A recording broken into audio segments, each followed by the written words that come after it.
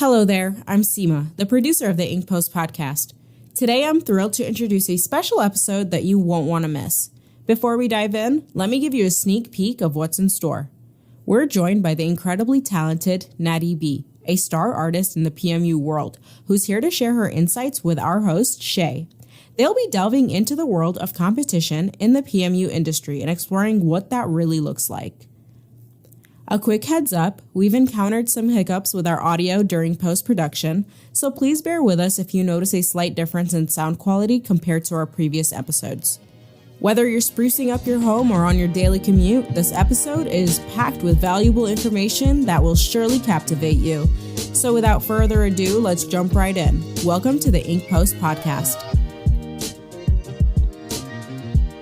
Hi everyone, welcome to another episode of the Ink Post podcast. My name is Shay and I'm very excited to be here with you guys. I have a really special guest. I never thought that I would have this very special guest on the podcast here with us.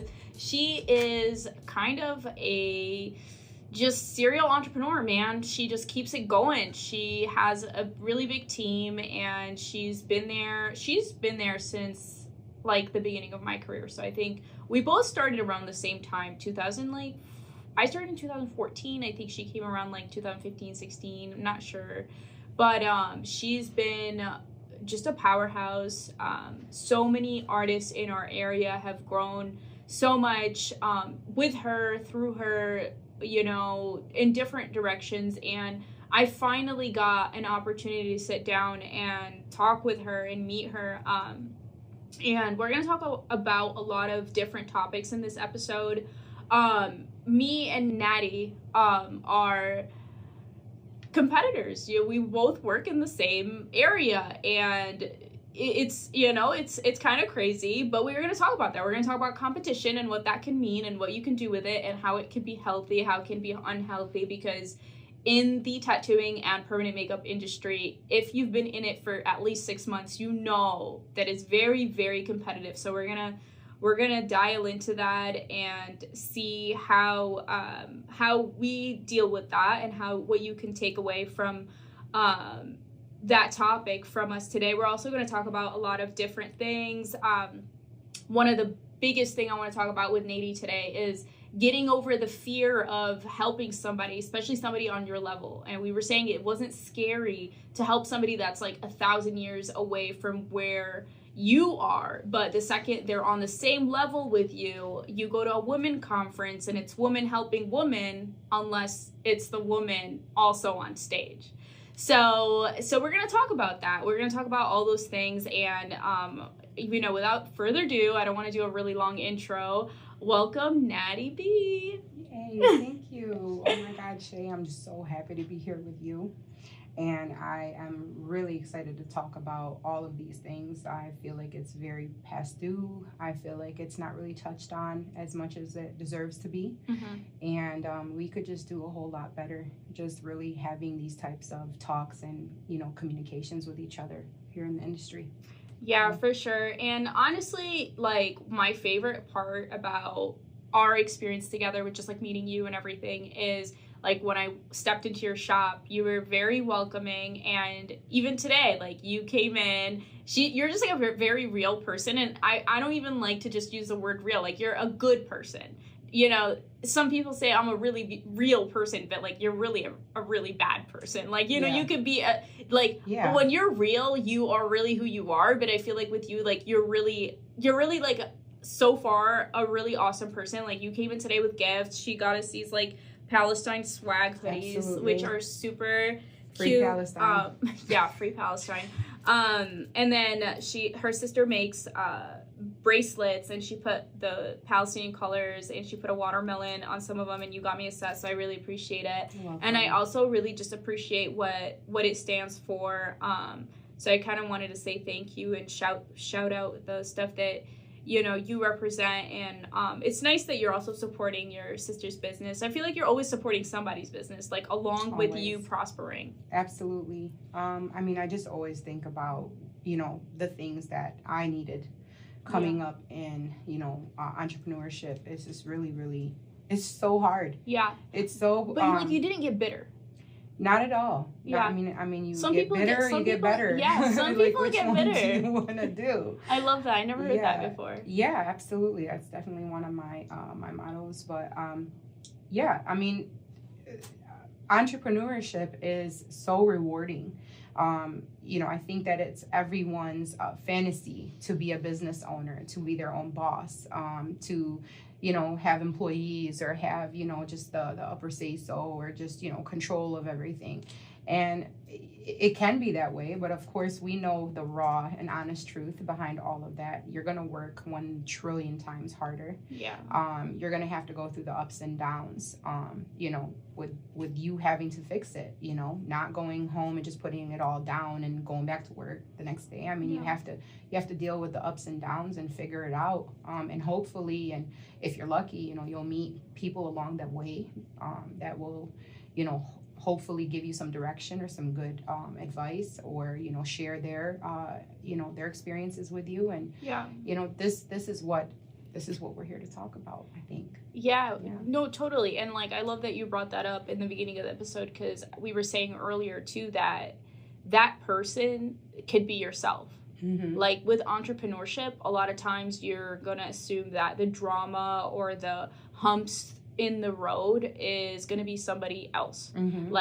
like getting in a fight with somebody, or like talking to somebody at work or a client. But like a lot of the stuff is internal. Absolutely. And it's like us getting over our own selves, and like having business teach us about who we are and where we can improve. And I think I want to tackle the one thing that I think a lot of women in the industry, it's so obvious that there's this problem where it's like the whole cattiness that you brought up, and the competition, and like so it's funny because people that are instructors and that are really prominent in the industry will say stuff like, I'm here to help women, I'm here to help people grow, I'm here to help you make more money, take my class. That's the end of it though. That's the end of the pitch. It's like, take my class. But like, what about if the woman that needs help is also a woman that's doing the same thing as you, which she is teaching, just in a different state? Like, what if you're both presenting on stage? What if you're both women in power? Like, how do you come together and collaborate and get over that fear? Because I feel like just from our city, and I'm not going to speak like on the entire industry or anything like that, but like just from my experience with just watching you, from afar. I've never met you before, but a lot of people were brought up on your back. Like, you have this company and you have a shop and you have the skill set, and I think you have the people skills. So like, everything you learned along the way, you tend to pass the torch. You do. And I know that some women that worked for you passed the torch and they went and did their own thing. And that's always a possibility that we have to get over. And I think in the beginning, or sometimes it's not just the beginning, it's forever. It's like, you're so scared to pass the torch to somebody that's going to compete with you potentially. Or like, how do you get over the fear of like, what advice could you give that maybe could stop this like unhealthy competition or cattiness, or like the not willingness to help if we're at the same level? Where, like, how do you deal with that? How do you do it? If we're at the same level. You know what I'm saying? I mean, for me, I just honestly, I'm all about like what you put out into this world, your intention. That is like a really big word in my life. Is intention. And when you talk about, me being a good person, not just a real person, that is really my mission in life. I can honestly give some of that credit to my parents, how I was raised, my culture. And even though obviously I've had, a lot of shortcomings in my my culture, my family, my past, whatever you want to call it, I can really give a lot of credit to that, because that's who I am, and it's really helped me make sound just really sound decisions, whether it comes to my personal life, my business life. But the biggest thing for me is making sure that you're putting out good intentions out there, and that karma is real. energy is real. I'm not like a super religious person. I don't claim a religion. I was born and raised Muslim. My husband is Christian. We do raise our children Christian, but I'm still very much in love with, you know, how I was raised. Islam is beautiful to me. But for me, the biggest thing is how you treat people, you know, and you wanting to receive that same treatment back. Mm-hmm. Whether it's someone you know or someone you don't know. So if it is someone that you see that is struggling, whether it's with their business or, you know, they're trying to figure out how to make some money, support themselves, support their families, that is how I deal with that. For me, I just like look at myself. Like I've been there too. I was a student before. I was not where I'm at right now, and I'm still not where I want to be at. So for me, it's like, it's not a thing for me. I know that, you know, it's going to come back to me. I also am thinking of scaling too. So when I'm helping people, and especially when I'm helping build up my own employees, the intention behind that is, number one, I'm of course trying to help them out, right? Yeah. But I'm also, of course, trying to help myself out too, and look at the bigger picture. Like, how is it going to hurt me to help them do something I've already done, I've already conquered? I'm trying to move on to the next step in my life. I'm trying to start networking with women on my level. Maybe I'm not even on that level as them. Like, I'm trying to meet people that are doing things I've never done before, right? And so for me to help someone that is not doing things that I'm already doing, well, how is it going to hurt me? Like, how? I don't understand. And I think that's like kind of the conclusion that I think we all end up coming up with is it's all in your head. Totally. I think that 99% of the time that we have in a day, we're in our own heads. Yeah. Honestly. And for me, like every single day, I'm learning how to be better at not being in my own head, because we are our biggest critics. Mm-hmm. And we really sabotage a lot of beautiful things for ourselves just by being in our head, just by being so hyper fixated on what the next person's going to think. So I'm just very intentional about what I say. I'm mindful about the things that come out of my mouth and who I'm talking to and how it might make them feel. But yet at the same time, I do want to be my authentic self, and I don't like to filter that for anybody. Right. You know? So going back to your question, me personally, I don't have any type of problem helping anybody out. I don't care if they're on my level or not. Yeah. And I also look at it like what if they know something, or they have, you know, some type of, you know, just talking to somebody, you don't never know what can come from that. I mean, I've gone from, you know, following people online that I almost like idolized, right? Like these PMU celebrities and these PMU gurus, and having these ideas and this just like I said, just idolizing them, and then meeting them in real life just to find out that they're not even like as awesome or as kind or as nice or as, you know, cool as I really thought they were, right? Yeah. And sometimes vice versa too. Yeah. Right? So where I've gotten the wrong idea about somebody online, and I'm just like, ugh, you know? Yeah. Like, okay, she's like that. And then I meet her in person and I'm like, ooh, I was wrong. She's not like that. Right? So like for me, I really just try to just keep myself in check. And then on top of that, like I said, I just always go back to being very intentional about what I want for myself, how I want to manifest that, and how I treat other people, and how I, you know, deal with other people, and how I want people to perceive me, especially if it's the first time I've ever met them. You know, like first impressions are everything. And I really do try my hardest to make sure people understand where I'm coming from. And if they don't, I really try to make them understand where I'm coming from. Yeah, you know? No, and I think you're really good with people. Like, I think just having the loyal clientele and the loyalty you have, obviously, just kind of is a testimony to you being a good person and good with people. So I think that's great. But I also admire the fact that I think the 2 times that we've spoke, you've mentioned that you did receive that sort of cattiness or wall when you did try to like get help in areas throughout your career. Mm-hmm. But it's like sometimes when you see the world for what it is, you become it. Mm-hmm. And I feel like with you, like you try to not become that sort of, you're so anti-gatekeeping, and I think that's how we are at the Beauty Institute, and I think that's why we get a lot of hate, because we're putting out like tattoo secrets out there, and we're getting people in the industry, and people are like, well, like traditional the traditional idea is to kind of like keep everything a secret and keep everything tight knit, and that's how tattooing is. Mm-hmm. It's been like passed down generation to generation up until like online classes become a thing, and then Mm-hmm. everyone's bitching us out because we're teaching people how to tattoo when like a certain group of people wanted to have dominance over the information.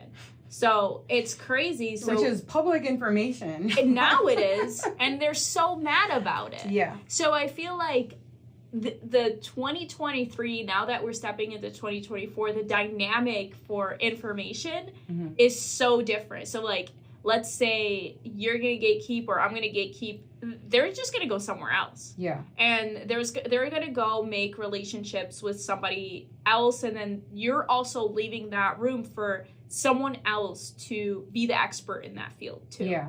So like, by not helping people, you're hurting your own self. Yeah, in some cases you can. I mean, another thing we also have to remember is, we have to respect the fact that people can just say no. Yeah, right? absolutely. We also have to be okay with hearing that and accepting it, right? So for me, of course, like in the beginning, you're just like almost like you take it personal. Of course, we're human. Rejection is really hard to deal with on any level, right? And so for me, hearing no so many times, it did start off like that for me. Like, man, like, why? You know what I mean? Like, but at the same time, I just said, okay, she doesn't have to share. I mean, she took her time, her hard-earned money, her, whatever it was, sacrifices, studying, practicing, putting her content together, putting her manuals together, finding her vendors, finding her resources, making her, relationships, that's a lot of hard work. So I can understand how some women in the industry feel like, why should I help you with that? Like, you should work hard for it, just like I worked hard for 100%. It, right? And so once I started to get out of my head about that, right? Like you said, we all get in our head about certain things. I started to finally, relax a little bit about it and say, okay, it's okay. It's totally okay, because there are going to be other people that are more willing to help. Yeah. Okay. There's going to be a lot of other people out there that are, they're not threatened by anyone or anything. Permanent makeup and tattooing in general is art. Mm-hmm. It's expression, right? And we're all expressing ourselves in our own different ways. I feel like all of our work looks different. Our vibes, our energy behind our pages, our styles, our target audience, our ideal clients, that's all different for everyone. You have a whole different, vibe than I do, right? Yeah. But at the same time, that doesn't mean we can't relate on things, right? Or even collab on things. It makes it more room for that, if anything. It's so much more fun, to be quite honest with you. Like, why would I want to, I love different people. I love people that are different than me, because it's just so much more interesting. It really brings more room to the table for us to have different and neat and new things to talk about and relate about, even though we come from different backgrounds or have different types of clientele or different skill sets. I mean, I've gone from doing microblading to ombre. Now I exclusively niche in on ombre, right? But I do lips, I do eyeliner, I do a million different things under the sun. I even cut hair. Yeah. I mean, for God's sake. I mean, there's so many different things that we're all, make us who we are. Absolutely. So 100%. It's just for me, I love it. I have absolutely no problem wanting to meet, different women or men that are doing, different things in the industry and seeing what could come out of that. If it's nothing but a friendship, that's still amazing, right? But if we can network and we can collab and we can come together and we can, whatever comes out of it, I mean, that's what it's all about. That's why it's so frustrating to me. It's so frustrating to me, the hate and the competition and all this other stuff. The world is so much better when we just all seriously just support each other. And you can do it from a distance, or you can really just vibe with each other and see what can come out of it. 100%. And I feel like I love the fact that you touched on it's completely understandable of how much in an industry a person is willing to share. Because they earned it too. Yeah. And that's completely in their right. So I love that you said that. And another thing I thought of when you were speaking, I hate that I do that. I wish I could just listen and not imagine. But We're both ADHD. Sometimes I do. Some clients walk in through this building, and so I'm in a building with a lot of different businesses. So if you're a customer, you walk in and you see everybody that you would think is my competition in the same building with me. So you're like, what the heck is going on here? Mm-hmm. I thought these people would pull each other's hair out if they seen each other. And it's funny because we're all friends. Yeah. That's beautiful. Everybody in the building has coffee together in the break room. Like, when we see each other, we say hi. There is a few people that, like, don't smile as often as I think they should. But that's my opinion. Of course. There's a fair share of those people out there. But at the end of the day, it's not that deep. And it's funny because in this building, if a client wants to see me, they're going to see me. Mm-hmm. And if they want to see them, they wouldn't even know I'm there because we're just online. Yeah. This is just so crazy. I told you, like, when I first walked into this building, I've always wanted to see the inside of this building. It's beautiful. But when I saw all the different names of who's here, the first thing, I'm not going to lie to you, the first thing that, like, kind of came to my head was, like, how awesome would it be if all of these women, like, collabed on some type of platform, like, somehow, some way, so it's, like, really, like, perspective. It's really, like, just all about, like, where everyone's That's actually why we at. moved into this building. Yeah. Because I wanted to make it clear that we are open to talking with people, and because last year we had the goal of collaboration. Yeah. But we were still building the platform. Yeah. So we couldn't really integrate any more collaborations than our team, and, like, we made a few classes that haven't been released with, like, one of our team members. Yeah. I don't know if you know her, Salam Audi. Yeah, I've heard. Yeah, she's cool. Sure. Yeah, okay. So we're making a few classes together. She's working on them, and so, like, we wanted to do more. We wanted to do more, but I think too, wanting in collaboration, like, the two people have to be in the same mindset. Mm-hmm. So, like, I'm at the level where I'm ready to branch outside of myself because, as you said, like, scaling can mean so many different things. Mm-hmm. And for us, it meant we've hit our full capacity. Like, my sister's working full time. She's hit her full human capacity. I hit my full human capacity. Yeah. Everybody, once you have this ceiling of, like, we all hit our full human capacity of being able to do what we can do for the company. Yeah. You're like, okay, well, we need to expand. Like, we need to work with people.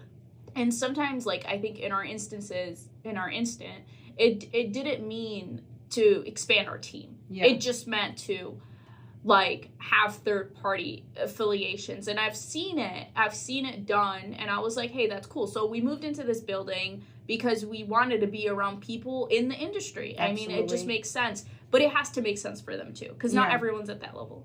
Yeah, absolutely. And it's not even just in that light or that lens. Like, for me, it's even, the opportunity to be around even, like, the other clientele, right? Yeah.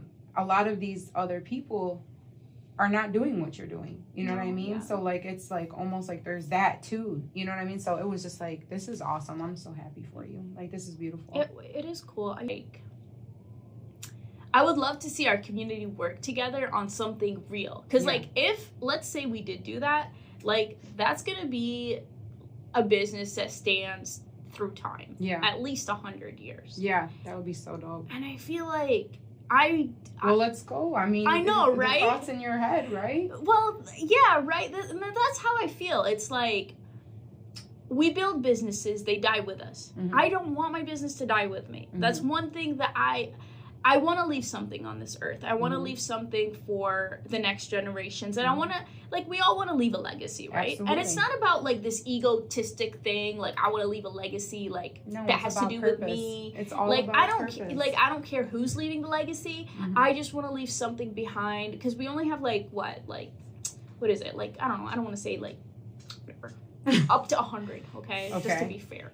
And that's not a long time in the history. Like, Henry Ford owns this freaking city that we're in. Mm-hmm. He owns every street. He owns most of the he owns the hospitals. He owns the education. So it's like, that man is not dead. Mm-hmm. He's dead, but he's not. Absolutely. So I see it's still there. Yeah. I feel like we have so much talent in Dearborn that it should not be owned by anybody else. You know what I'm saying? So I just want to like put that out there. I don't know why it was just on my heart. No, I love that. And I feel like every city could do that. Yeah, you know, for sure. But I'm so proud of Dearborn because sometimes you walk out of our city and you go in a place that's literally they just have like a Walmart, a Sam's Club, and for hair, they have Uncle Sam. What is it, Uncle? Fantastic Sam.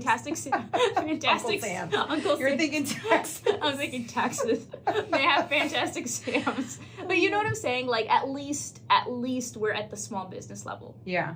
We're just not at the venture capitalist level. Like you said, I think this conversation right here just goes back to if we could just all come together. Yeah. And really just put, you know, whether it's pride or whether it's fear or whether it's, you know, just kind of, I call it the devil. I mean, it is definitely the devil because that's just the spirit, period, you know, but it's so many different things. And I totally understand it, though. I do totally understand it. Not all people are on that same wavelength. You have to be. And it's so hard to find another person that's passed, you know, that's learned through the roads in the hump and you're like absolutely sure that they've reached that human character level. Because you have to be a certain character. Like business like sort of kind of sharpens you like the way we, you know, you sharpen a sword. Like business will do that. And I think once you hit a certain level of sharpness, then you can like work with other people, but they have to be at that level too. Absolutely. You know? Absolutely. I love that. I do too. Yeah, this is great. So we hit on women helping other women because it is easy to help somebody when you're so much ahead of them. It doesn't feel scary. Yeah, it's not. It's almost like you have nothing to lose or whatever. It's like whatever here. Yeah, I mean, I like I said, I totally understand the scariness of it all. But for me, like I said, I've been the person that needed the help, and I still need help. There's so many for you. Like I hear you say, like you've kind of already reached a certain, you know, you've hit the ceiling with your growth to a certain extent, right? Yeah. Like I'm still working on that. You know what I mean? Like I'm still working on... obviously I am too. I didn't mean to say that. I just hit my human 24-hour capacity. I got you. Yeah. And so so I'm still working on that, and I'm also still scaling. You know, like scaling is... I just did a really big conference with Jenny Lynn, my baby. I love her so much. Shout out to Jenny. But Women of Color Conference was amazing. We really did talk a lot about scaling. She had me speak on how I scaled my multiple six-figure businesses. You know, we're blessed to have a beauty bar, an academy, an ink bar. We're working on online courses for the new year. And this is where I'm literally trying to make it known and make it clear that as much as I have accomplished and as successful as I have become, that there's so many other things that I still don't know how to do and I'm just now learning, and I'm just now, networking and collaborating with people, and, just wowed by how much more I have to learn. So it's very humbling. It's really, really humbling, and it's scary. It never stops. And it doesn't stop. It doesn't. But like I said, it's really scary, and it's stressful a lot. It's very stressful at times, and like I said, intimidating, scary. It gives you anxiety. Just like, oh my God, I look at these celebrities on TV or the celebrities online, and you're just like, oh my God, how do they deal with all this stuff? And they don't. They don't deal with all of this stuff. It's really all about delegating, and it's really all about once you get to a certain level and you start learning new things, you're like, oh, that's how they've been doing it, right? Yeah. So that's where I am right now. I'm at a point right now where I'm not ashamed to say I don't know how, or I don't understand, or can you teach me that? But that's what makes what makes you successful, though, because I think you've always been if there's ever something you didn't know, you just did it. You learned all these different things, and it's always going to be something different. I mean, it never stops. But that's the problem, is that so many people are that prideful. They have it's almost like they're embarrassed to show that they know less, or they need some help, or that they haven't touched on a certain platform that could be potential money-making situation for them. For me, this is what I'm trying to put out there. Yeah. You know, like I feel like so many women are thinking the same thoughts, are having the same you know, issues, you know, whether it's they're mentally like battling this whole idea of like, I want to get to that next level, or I'm trying to get to that next platform, but I'm embarrassed to ask for help, or I don't want to, you know, look bad, or whatever the case may be. Like for me, I just feel like, you know, that saying, closed mouths don't get fed, or like, you know, how are you going to meet people, and how are you going to build relationships? How are you going to network if you're not out there doing it? Like they're closing their own door. Yes. Because you're like in your own head. Yeah. It's crazy because like most of the battle is literally just winning your own self. That is totally it, right it's there. So crazy. Yeah. And I think there's this one thing that I wrote down that I think you just touched on. I wanna circle it back to that. God. I think you circled it a lot of times. No, wasn't it? It was this one. No, this is the one I circled, but it was I lost it. Okay.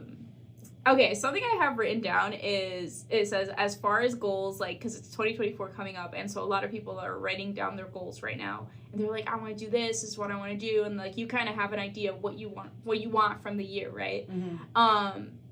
But like, as a business owner, I feel like me and you, we've had situations where it was like totally a coincidence, where you had to kind of just catch the opportunity as it presented itself. Mm-hmm. You didn't see it coming. Yeah. There was no way to see it coming. And I think a part of that is like manifesting, right? Where you know you want the thing, you know the thing is in your best interest, but like, I think a part of the art of being a business owner is like catching the things that are in the air. Mm-hmm. And I've always thought of it that way, where it's like, it could be literally a total stranger walking by, giving you their card.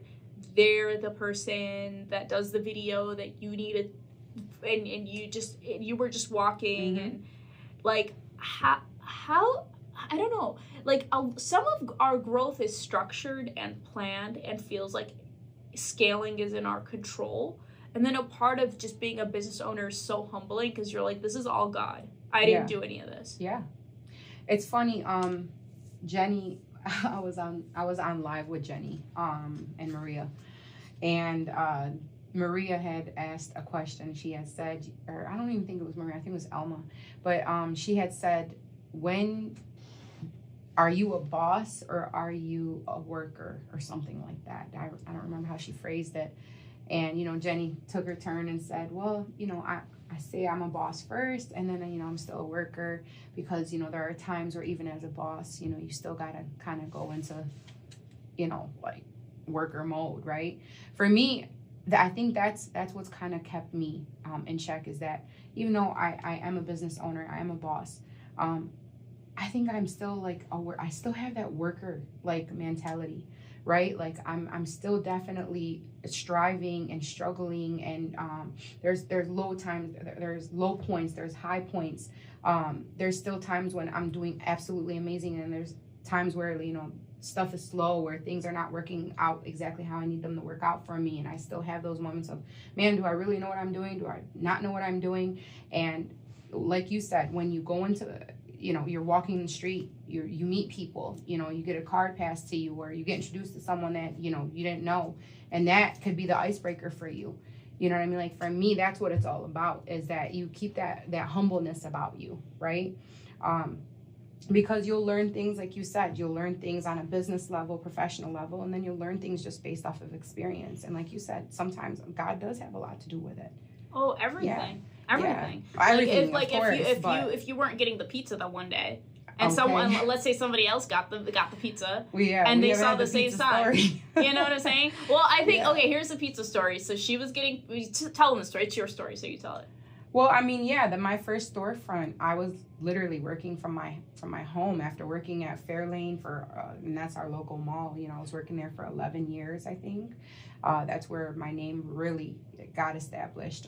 And I just want to, you know, shout out my Detroit clientele. I love you guys with all my heart. Fairlane was a huge milestone in my career. But after that, you know, my boss had closed his nail salon down, and I started working from home. I was really, really pregnant. But that's when I started learning how to microblade, right? I took my first class, wanted it to be with Shay, but I wasn't teaching. No, I don't know. I was I don't think I was teaching. I'm poking with you right now. I'm talking about the message I sent you. Oh shit. Yeah. So she didn't know me then, and I wasn't where I am now. So we finally have a chance to really get to know each other. But I took my first microblading class, and I started microblading from home, and I was doing really well. And at that time, my husband lost his job. And we decided we were gonna go full throttle with the microblading stuff. He said, "Let's do this. I'll do the hard stuff. You just be the artist." And I was like, "Okay, awesome." So I was picking up a pizza like 4 blocks away from my house at the time, and I was sitting at the light ready to turn on my street, and I turned and I looked again, and I saw a plaza that I had never paid attention to before, like ever, and it really caught my eye, and I passed it a million times over, and I don't know why this one specific day it like really caught my eye. Yeah. And picking up that pizza that day literally changed my life, because I got out the car and I walked in there, and luckily the landlord was there. He was working on my first unit at the time. The fact that he was there at the time, that was so bizarre to me, and I looked homeless that day too, so I couldn't even believe he even gave me the time to talk to me. But the way that it looked at the time, which it looked awful at the time. It was like an old rundown flower shop, and he was trying to fix it up. And I went in there. He didn't know who I was. He didn't know what I was doing. He didn't know if I was serious or not. But after the end of the conversation, I was literally I just knew that this place was for me, right? And it was in a residential area. It's not on a main street. It's not in a prime location. It's not, anywhere super extravagant looking.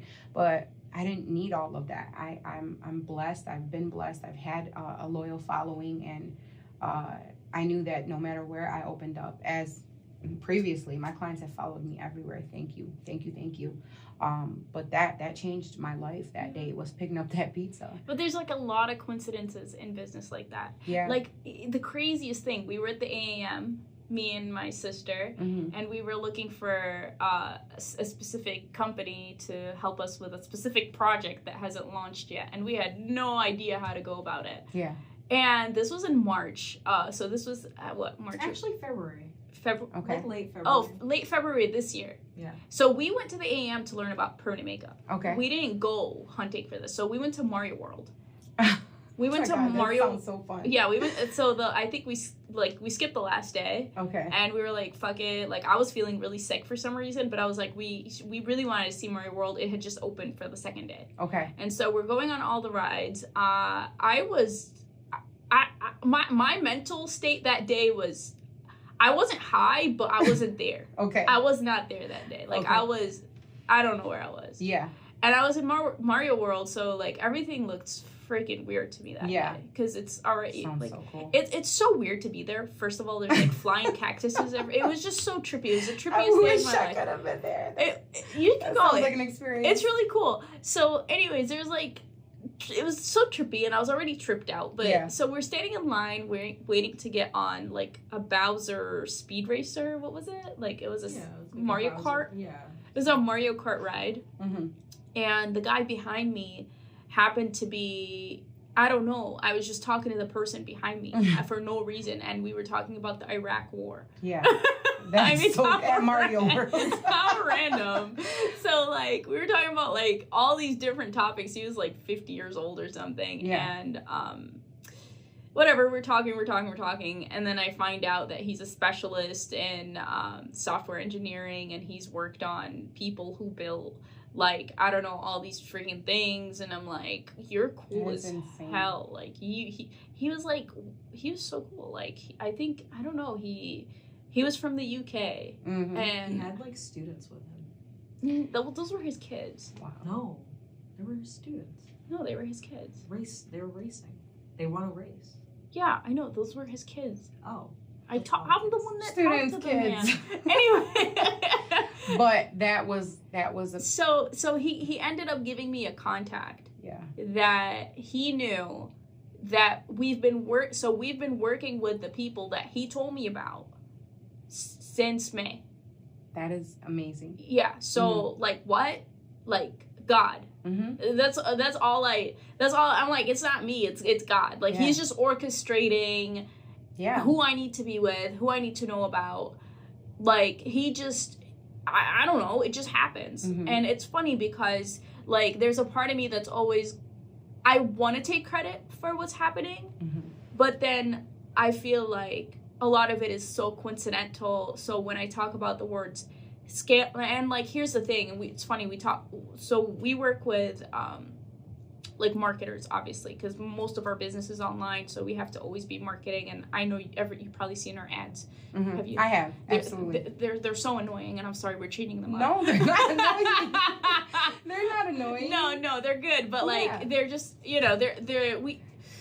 basically, so we track the data that comes back from the apps, and we scale the ads, and we scale in a way that is so structured. So it's like, this number says this, so then we're gonna do that. This ad is doing this, we're gonna change this up. So it's all like on paper and it's all readable. Mm-hmm. But it's funny because scaling in real life for me never happened that way. Mm-hmm. It was like literally talking or like picking up a sure pizza, or it's just so weird. Mm-hmm. So like, the word scaling to me is just, as a new artist, I don't know what to tell them, because a part of it is structured, and then a part of it is just being a good person and being at the right place at the right time. Yeah, it could definitely be that way. I mean, I when I spoke at PMU World, I'm not PMU World, Women of Color Conference, like, that was my topic. And when I told my story, and I didn't do a traditional presentation. I literally, It was amazing. Thank you so much. And I was so nervous. That was my first speaking engagement. And I just really decided to just be just as relatable as can be, because I feel like when you're talking about scaling, you can talk about it in so many different ways, but if you're talking about scaling to someone who's just being introduced to the topic of scaling, you need to really make it as relatable as possible, as layman terms as possible, as simply understandable as possible. So for me, I mean, I started scaling, when I started working at the nail salon, for instance. I was, I mean, I can even reverse it back to when I was working at Trico. I was doing barbering. I was doing cos services. I was doing a million different things. There was not one thing that I didn't not want to do. So until I finally niched in on brows, and then I said, okay, I'm going to run with this. That is where my scaling process kind of started at, right? And then, going from working to the nail salon, I made myself exclusive there. I built myself a solid clientele there. I started to get to the point where I was like bored with seeing the same numbers. And then those numbers were great. I mean, I was making 5 figures, young, just not really that experienced business-wise, but just, very talented skill set-wise. And that's where it's time to scale. That's where it's time for you to say, okay, I'm making a decent amount of money. I think that I'm excellent at what I do. I have a good following, a decent following. It's time for me to go on to the next level. So for the topic of scaling, it can be taken in any different direction, but I really feel like, when I shared my story and how I did it, it was really relatable for everyone that was there, because they were like where I was. So me telling this story and being where I am right now, it was very inspiring and very authentic and relatable, because I kept it real simple because of who I was speaking to. So it depends on what the nature of the conversation is, or who you're having the conversation with when you talk about scaling. 100%. So but now my question is, like, do you still find that scaling? Because for me, it still is that way. Like, it never stops being that way for me. No, because it's never going to stop. If you want to continue to grow, you're never going to stop scaling. You know what I mean? Like, you have to continue to figure out different ways to make more money or different streams of income, and being smart about it. Like, not just being stuck behind a chair 24/7 or working your butt off. Yeah, that is the one thing I wanted to bring up. So I was do you know who Desi from Slay Beauty is? Yes. Okay, she's cool as hell. So I don't know how, but I think we were working with the same person for a second, and then we reached out to each other, and we just kind of I don't know, hit it off because we had similar experiences or something. Okay. But she's really, really cool. I really like her. And we kind of talked about this together where it's like she has a really big clientele in her area. Okay. And then I have a decent clientele in my area. Mm-hmm. So when we started she branched off doing online courses, I branched off doing online courses. Mm-hmm. So much of our energy went into creating content and creating classes and supporting the people enrolling in the classes. So we had to step away from the chair. Yeah. And so part of that becomes losing a lot of clients. Mm-hmm. So like I've lost so many clients in the past year. And a part of that is really scary because that was the base for me. That's why I built the team. Well, yeah. For me, like, you know, because I went through that when I retired waxing. You know what I mean? Like my original blow up, you know, was waxing, my waxing clientele. So when I decided to start microblading, I was like, I can't keep waxing brows. Like, you know, like the money is totally different. Me popping a brow every 5-10 minutes. But do they still go to that girl? Yeah, they go to my team. Yeah, That's so good. like most of them stayed with me. I can't say every single person has stayed with me, but I definitely I was very intentional about making sure my clientele stayed with me. Yeah. So I, hand selected or hand trained, the girls that are on the team with me to work with my clients, because my clients still wanted to see me, and if they couldn't be serviced by me, they still wanted to be in my presence. They still wanted to trust the fact that the people that are now servicing them learn from me, or have been around me enough to kind of have the same, similar work, even a similar personality. Just the vibe. They felt home. All of that. Yeah, okay, it's not that different. Like a lot of the clients that I used to wax do go to Paradise, where we kind of started from. Yeah. So I do feel that way, but I feel like some people they do, I don't know, want you or whatever, and then some will definitely want you. You're absolutely right about that. And for the ones that, don't want to come, I mean, I totally understand and respect that. I just do my best to keep who I can. Yeah. And sometimes just convert them into, what I am currently doing. Exactly. And then now I'm at a point where, I've gone up, on my prices a lot, to where, I'm trying to get them to go to my other girls because their prices are less. Mm-hmm. Their work is absolutely beautiful, but they're just so new in the industry that, they're not that known yet. So, that is also a part of scaling for me, right? Yeah. And that allows me to finally, I'm still not fully I'm still behind the chair, you know what I mean? But it's because I'm there to help my girls out, I'm there to make sure that they're not struggling, that the clients feel secure, they feel comfortable, they feel confident that they're going to get wonderful and beautiful services. I'm there to help my students out. But I promised myself that 2024, I really need to stop being against the online. For me, like you said, you're a lot more about the online stuff than in person. For me, it's always been the opposite. Yeah. And for me, I feel like that's your personality. And it's my personality. I'm kind of a nerd, and you're a really cool person in real life. You're so crazy. I I'm mean, such a not I'm not. I think she's kind of we're just different. I don't know. You have a cool vibe. No, but we're literally. You have a cool vibe. I mean, too. yeah, for we're sure. We're just totally different. And we just have different experiences in life, and that's the beautiful thing about it. I would totally be your friend in real life. I would be your friend too. I swear, I have so much fun. Mario World. What? I know, right? But yeah, and that's another reason why I never did travel classes and went on tour, because I've always been really intimidated by the idea of not being present for my students, accessible to my students, in person. Yeah. Right.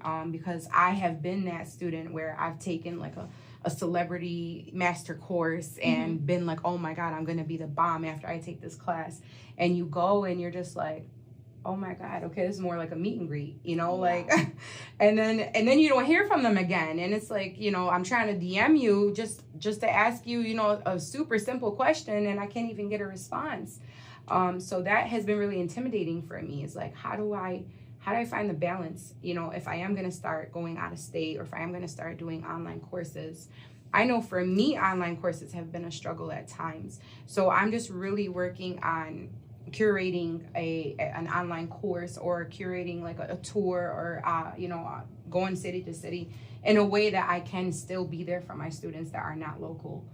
That's been my biggest struggle, is that like a lot of the feedback that I get is like, oh, I'm hands-on, I'm in person. I get it more when I can see, like, show me. Yeah. And I'm like that too. You know what I mean? So like I'm trying to figure out how I can like curate something that is like a mesh of the two. Yeah. You know, or if it is online, that you still feel like I'm right there with you. Yeah. You know? Yeah, that was the biggest struggle. Honestly, when I first made my very, very first online course, it was in like 2018. Yeah. And it was before online courses were like a thing. I was just like, I like being on the internet. Yeah. I actually feel a lot more comfortable. Yeah. And I feel like I do better.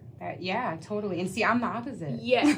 No, For me, I'm like, I literally clam up. Like, But that was a frustration. Whereas, like, how can I help them? How can I put in systems where they feel like, and for the first year, honestly, first 2 years. Mm-hmm. Before 2020, so 2018 to 2020, it was me figuring it out. Mm-hmm. And it was honestly, like, really difficult. I only sold one class. Okay. In 2 years. Yeah. And I was spending a lot of overhead money just on figuring it out. And everybody who works, well, not my sister was really supportive, but my husband works with me now. And he was like, stop working on your website, just take the loss. Like, I was like $10,000 in at the time. Mm-hmm. And he was like, just take the loss. You lost 10K, like, how much more do you want to lose? Yeah. And I was like, dude, I know this is gonna work. Yeah. He's like, you've been working on it for 2 years, it's not working. Yeah. And I'm like, no, I know it's gonna work. Are you in an hour? Yes.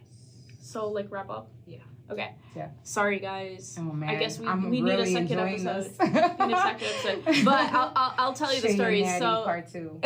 No, for real. Mario World version. That's funny. Mario edition. Right. But yeah, anyway, so like, yeah, I just knew it was gonna work, and it is a lot. It's a lot to figure out. Yeah. We have to wrap it up. Yeah, we gotta wrap it up because Shay, I love you. I love you too. This was awesome. This was great. But Seema, she's I was telling Nady that she's the puppet master and I am the puppet. So You're nuts. whatever Seema tells me to do, I have to do. I have to wrap up this episode. Yes. Gotta go. But it was amazing to meet you. It's so amazing to meet you. Yeah, too. for real. Like, you're cool. I knew you were cool because you had that reputation. Yeah. So, like, we shared some clients, and they would be like, yeah, you know, Nady's cool, but she's booked up, and that's why I'm here. Yeah. And I was like... Oh, my God. I know, right? Like, slap in the face. Damn.